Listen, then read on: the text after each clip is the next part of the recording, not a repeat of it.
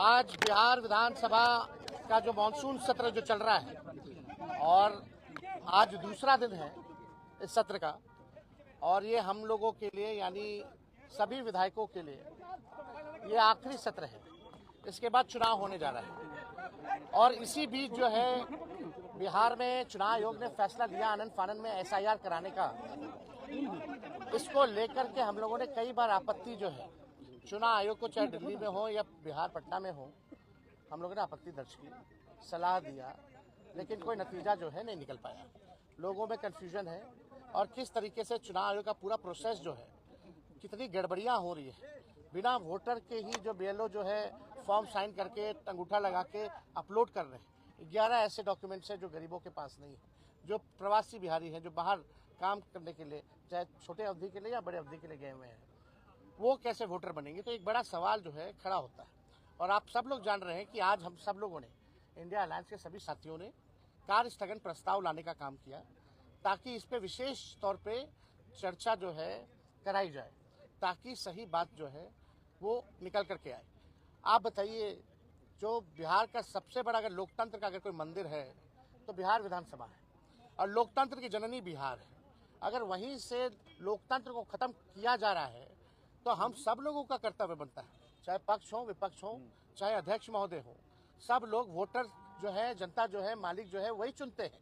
जब उनका ही अधिकार छीन लिया जाएगा वोटर देने का, तो हम लोगों का यहाँ रहने का क्या मतलब रह जाएगा।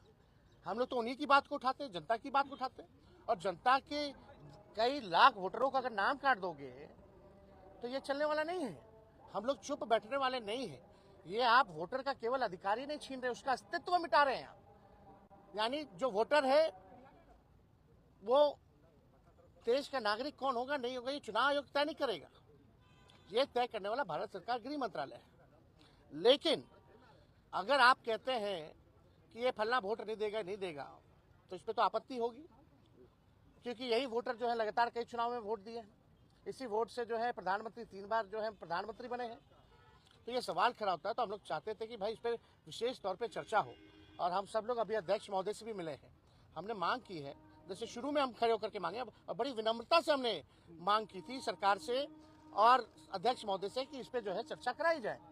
लेकिन चर्चा आखिर क्या कारण है कि भाई चर्चा नहीं कराया जा रहा।